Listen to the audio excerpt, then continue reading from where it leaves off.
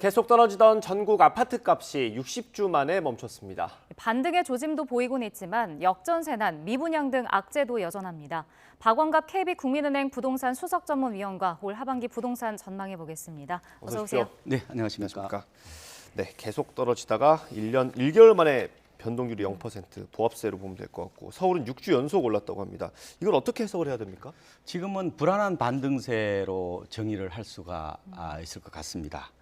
왜냐하면 지난해 아파트 값이 너무 많이 빠졌습니다. 주로 이제 피부로 느끼는 게 실거래가죠. 전국 아파트 가격이 실거래가로 작년 한 해 동안 17%가 빠졌습니다. 네. 서울이 22%, 경기 인천이 23% 빠졌는데 이게 사실상 IMF 이후에 가장 낙폭이 저는 크다고 봅니다.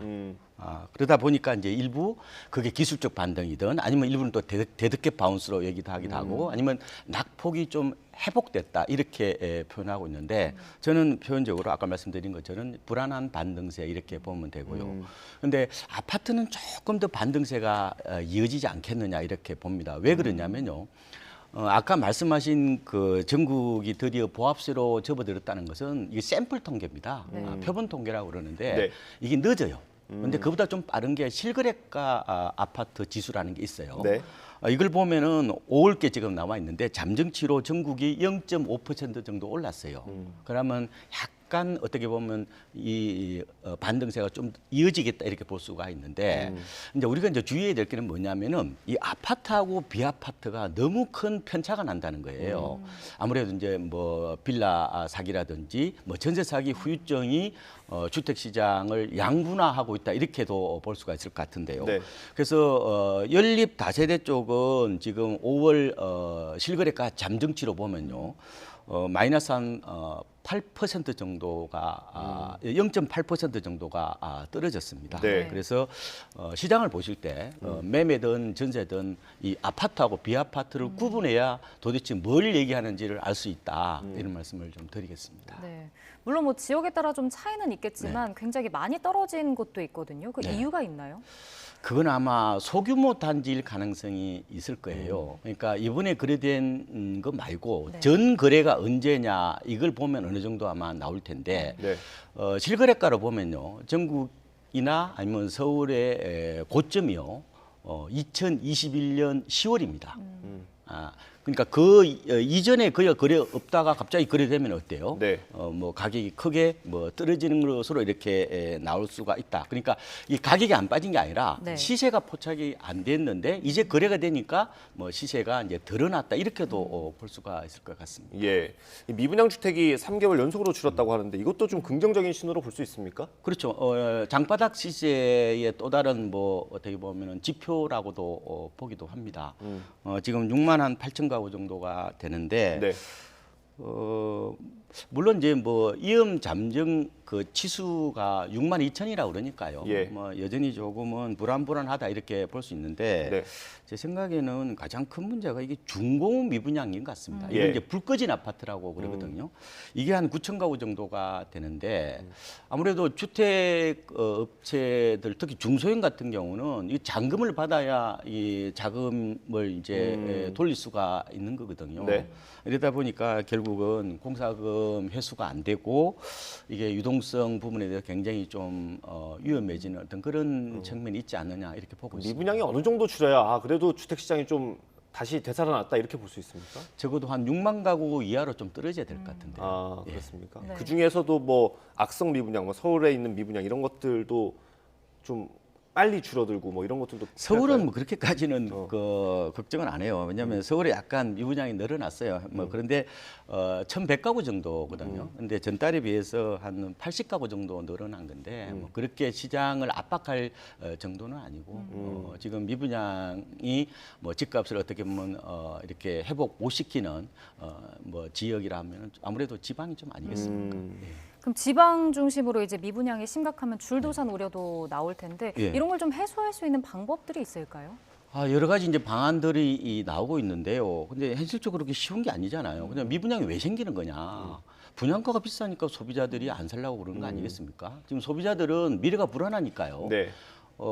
이 불안한 만큼 분양가를 깎아달라는 거거든요. 근데 건설업체 입장에서는 원자재 값은 올라가지 분양가를 낮추기가 굉장히 좀 어려운 이런 측면이 있을 겁니다. 그래서 제 생각에는 지금으로서는 어쨌든 건설업체들의 이 자구책이 좀 우선인 것 같아요. 그래서 뭐 할인 분양을 한다든지 아니면 뭐 정도금 뭐 후불제를 해서라도 일단 네. 털어내는 게 필요할 것 같고 뭐 아직은 정부가 나서서 매입하기에는 좀, 그죠? 좀 이르지 않느냐 뭐 이런 생각을 좀 그 정도까지 안 좋은 상황은 아니다. 이제 국민들의 어떤 그런 그 사회적 합의 있잖아요. 이런 걸 보고 얘기해야 되죠. 안 그러면 네. 도덕적 해이에 또 빠질 수가 있기 때문에 네. 이런 거는 아마 더 악화된 다음에 뭐 비상카드를 써야 되지 않느냐 이렇게 보고 있습니다. 알겠습니다. 집값은 불안한 반등이라고 봐주셨고요. 전세값은 어떻습니까?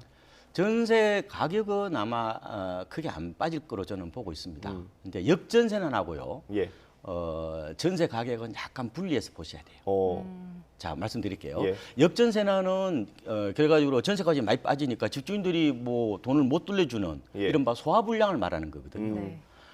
그런데 주로 고점 계약이 언제냐 이렇게 볼 수가 있는데 네. 고점 계약이 2021년 하반기부터 2022년 상반기까지입니다. 네. 딱 제가 그럼 했을 어때요? 때입니다. 네, 맞습니다. 그러니까 올 하반기부터 내년 상반기까지가 역전세난이 큰 고비가 되는데 가장 피크가 언제냐면은 올 4분기가 될 겁니다. 네.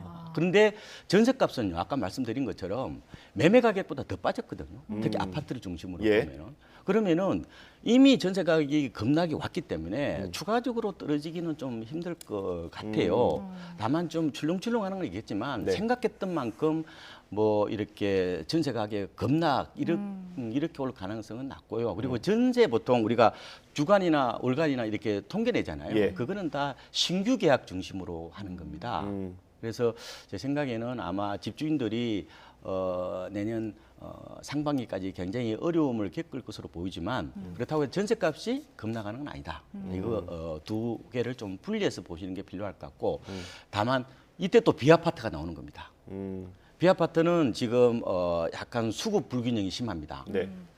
집주인은 전세 세입자가 들어와야 기존 세입자를 내보낼 거잖아요. 예. 근데 지금 새로 들어가는 세입자는 이 깡통 전세에 대한 두려움으로 네. 이 생존 본능이 이제 갑자기 생기는 거거든요. 월세로 들어가려는 거예요. 그러니까 서로 시장에서 이 엇박자가 나다 보니까 아마 빌라나 연립주택 쪽은 전세 가격도 더 떨어지고요. 역전세난이 좀 더 심화되는 어떤 과정이 좀 있지 않을까 이렇게 보고 있는 겁니다. 네. 그럼 일단은 이런 현상이 좀 유지가 된다 하더라도 전세 시장 분위기가 바뀔 요인은 없는 건가요? 크게 바뀌지는 않을 거예요. 다만 가격은 뭐 우려했을 정도까지는 빠지지 않을 거다 이렇게 보고 있는 겁니다. 예. 네. 지금 역전세난을 우려해서 정부가 좀 대책을 고민하고 있지 않습니까? 네. 일단 이 전세 자금을 돌려줘야 되는 네. 집주인들에게 대출 요건을 좀 완화해 주는 것들이 거론되는 건데 이걸로 지금 해결이 좀 가능합니까? 일부분 아마 완화되는 효과가 있지 않겠어요. DSR을 이제 어떻게 보면은 좀 완화한다는 건데, 네. 근데 단순 갭 투자 있잖아요. 예. 이런 경우는 대출이 좀 나가기는 어려울 거예요. 왜냐하면은 대출이 나가려면요, 은행에서 선순위를 요구를 합니다. 예. 그러면은 일단은 내보내는까지는 괜찮을 겁니다. 예. 왜냐하면 세입자 없다고 가정하고 일단은 전세 보증금 그 신청한 거 있잖아요. 그 네. 금액을 세입자한테 바로 쏴주거든요. 근데 문제는 다음 들어오는 세입자가 이미 선순위 임차인이 아니 선순위 대출이 있는데 깡통 전세에 대한 두려움으로 쉽게 들어오겠습니까? 이 부분이 좀 문제예요. 그래서 아마 정부가 추가적으로 이에 대해서 아마 대책을 내놓을 수 있을 것 같은데 그래서 이런 경우는 아마 쉽게 보면 돼요. 내가 집을 하나 사놨는데 전세 끼고 네. 지금 세입자 내보낼 돈이 없어요. 네. 그러면은 내가 딴 데 전세 살다가 아니면 부모 집에 살다가 그 집에 대출 내서 들어가는 건 가능할 겁니다. 그런데 단순하게 갭 투자해 놨는데 세입자를 바꿔야 되겠다. 이런 용도로는 아마 쉽지 않은 대출이 될 수 있지 않을까 이렇게 보는 겁니다. 근데 그렇게 요건을 완화해도 그러니까 새로운 세입자를 구해야 이제 돈을 돌려줄 수 있는 거 아닙니까? 그러니까 새로운 세입자가 말씀드린 대로 이미 대출이 많이 설정돼 있잖아요. 네. 근데 그럼 은행에서 대출 다 안 나오잖아요. 대출은 먼저 나오게 할 수 있다는 거죠. 그런데 세입자 입장에서는 가뜩이나 지금 전세가 겁이 나잖아요.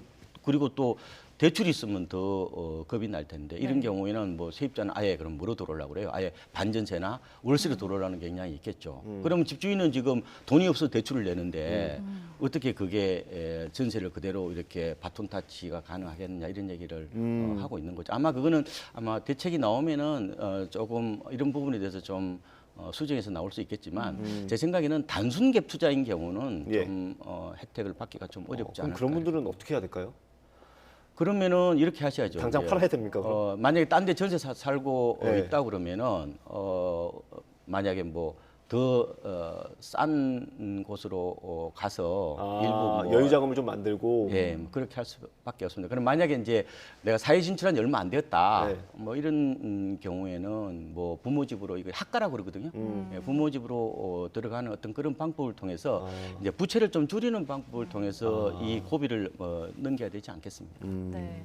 지금 이 갭 투자가 많은 지역을 보니까 뭐 경기 화성이나 인천, 이렇게 성남 같은 수도권 일대가 많더라고요. 이 지역이 특별히 많은 이유가 있나요? 그게 많이 떨어졌으니까요. 갭 투자는 오로지 이제 가격 상승만 보고 투자하는 이걸 이제 우상향 기우제 투자라고 얘기를 하거든요. 네. 근데 이제 주로 이 지역들이 집중적으로 빠졌습니다. 네. 옛날에 이제 MZ 세대, 2030 세대들이 거기에 갭 투자를 많이 했거든요. 예, 그 이제 어떻게 보면은 물량이 나오다 보니까 이걸 또 갭 투자를 하는 겁니다. 이걸 이제 갭 투자 헌트라고도 표현을 하는데 네. 어쨌든 나중에 전세까지 빠지면은 또 다른 또 역전세력이 생길 수 있는데 뭐 그런 거는 좀 주의를 해야 될 것 같습니다. 예, 알겠습니다. 전세까지 이렇게 살펴봤고요. 청약 시장 좀 보겠습니다. 이게 좀 양극화가 심한 것 같더라고요. 이 시장을 어떻게 분석하세요? 양극화가 아니라 그냥 초양극화라고 초 보시면 붙여야 됩니까? 예.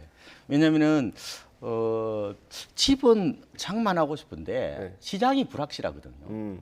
그러다 보니까 수요자들이 이제 주로 주변 시세보다 싼 쪽으로만 집중적으로 그러니까 확실한 거에만 거는 예, 흔히 말하는 돈 되는데 음. 뭐 이런 쪽으로 가격 메리트가 있는 쪽으로 이제 몰리는 현상이 강해지고 나머지 지역은 아예 뭐 모델하우스를 열어도 찾는 사람이 없는 네. 이런 양상들이 좀 나타나고 있다 이렇게 보시면 될 것 같습니다. 네.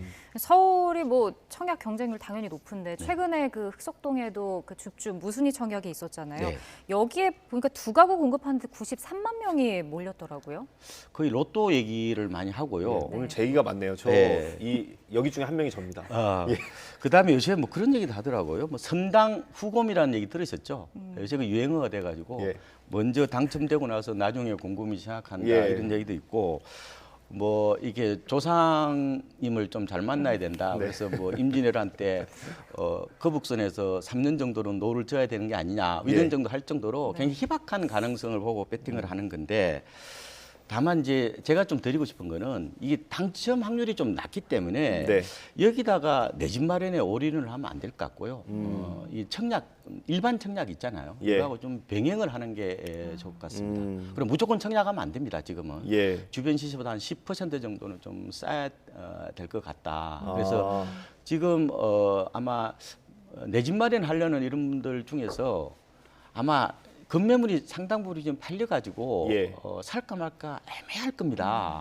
그래서 지금은 이런 경우에는 좀 청약에 좀 더 관심을 가지시는 게 좋지 않을까. 그냥 꾸준히 청약을 좀 해보는 방법도 예. 저는 좋은 방법이다 이런 말씀을 드립니다. 예, 가장 중요한 얘기를 여쭤볼 시간이 된 것 같습니다. 1분 반 정도 남았거든요. 예. 지금 집을 살까 말까 고민하는 분들 뭐 저를 포함해서 여럿이 있습니다. 어떻게 네. 해야 됩니까?